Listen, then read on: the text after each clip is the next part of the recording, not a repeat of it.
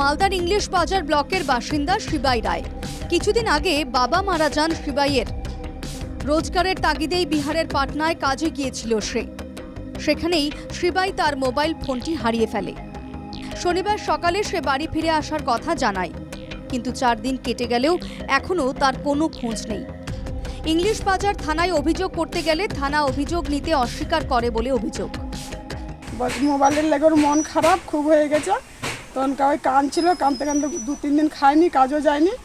নিয়ে তারপরে বলছে আমি বাড়ি চলে যাবো, আর থাকবো না আমি। দিয়ে 100 টাকা কার কাছে নিয়েছে। শনিবারে 9টা-10টার দিকে ওই বলে ওখান থেকে বলে গাড়ি ধরেছে কি ধরে না, কি হয়েছে না হয়েছে আর কেউ বলতে পারছে না। ছেলেই তার বাবা কিছুদিন আগে মারা গেছে, তাকেই সংসারটা টানতে হয়। পেটের তাগিদে বাইরে গেছে কাজ করতে, সেখানে গিয়ে সে তার মোবাইল সংক্রান্ত কোনো ব্যাপার নিয়ে রাগ অভিযোগের মাধ্যম দিয়ে ওখান থেকে বেরিয়ে যায়। বেরিয়ে যাওয়ার পর তার আর খোঁজ নেই, কারণ ফোনটা তার ওখানে হারিয়ে গেছে। ইন্ডিয়ান অয়েলের অ্যাসিস্ট্যান্ট ইঞ্জিনিয়ার ইন্দ্রনীল ঝা, বাড়ি মালদার মানিকচক ব্লকের ধরমপুরে। কর্মসূত্রে থাকতো উত্তরপ্রদেশের কানপুরে। 9 এপ্রিল 10 দিনের ছুটিতে বাড়ি আসছিল ইন্দ্রনীল। কানপুরের গঙ্গাঘাট বাসস্ট্যান্ড থেকে টোটোতে করে রেল স্টেশনের উদ্দেশ্যে রওনা হয়েছিল সে। সে সময় ফোনে মায়ের সঙ্গে কথাও হয়েছিল ইন্দ্রনীলের। তারপর থেকেই নিখোঁজ ওই যুবক।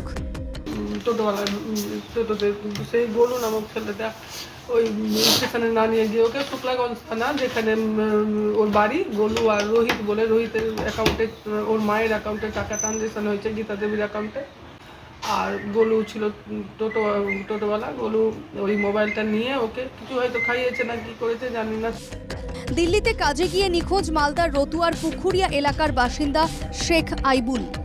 তার সঙ্গীরা বাড়ি ফিরলেও কোনো খোঁজ মেলেনি আইবুলের। হ্যাঁ, খুবই খুঁজেছে, খুঁজতে খুঁজতে আমি দেখা হলো না, তবে এটা আমি কাজে অভিযোগ করে হ্যাঁ করেছি। জেলায় একের পর এক শ্রমিকের নিখোঁজের ঘটনায় শুরু হয়েছে রাজনৈতিক চর্চা। আমাদের জেলা থেকে 5 লক্ষ লোক প্রায় বাইরে যায় কাজে বিভিন্ন রাজ্যে, এখনও সেটা যাচ্ছে, কারণ এখানে কর্মসংস্থান নেই। আর 100 দিনের কাজের টাকার যে গল্পটা বলছে এরা, সেখানে যারা কার্ড হোল্ডার আছে, জব কার্ড হোল্ডার আছেন, তারা কাজ পায় না। সমস্ত কাজ আপনারা দেখবেন জেসিবি দিয়ে করিয়ে কন্ট্রাক্টর তৃণমূলের নেতারা টাকা মুনাফা করে। তো কাজের সুযোগ আছে, আর এই 100 দিনের কাজ বন্ধ, কেন্দ্রীয় সরকার বন্ধ করে দেওয়ার ফলে এই ঘটনাগুলো ঘটছে, আর তারা বাইরে গেছে কাজ করতে। এখন নিখোঁজ 3 যুবকের পরিবারই গভীর উৎকণ্ঠায় দিন কাটাচ্ছে। বাড়ি ফেরার আশায় দিন গুনছে পরিবার। হারানো ছেলেদের খুঁজে দেবার জন্য প্রশাসনের কাছে কাতর আর্জি 3 পরিবারের। মালদা থেকে সুমিত ঘোষের রিপোর্ট, NKTV বাংলা।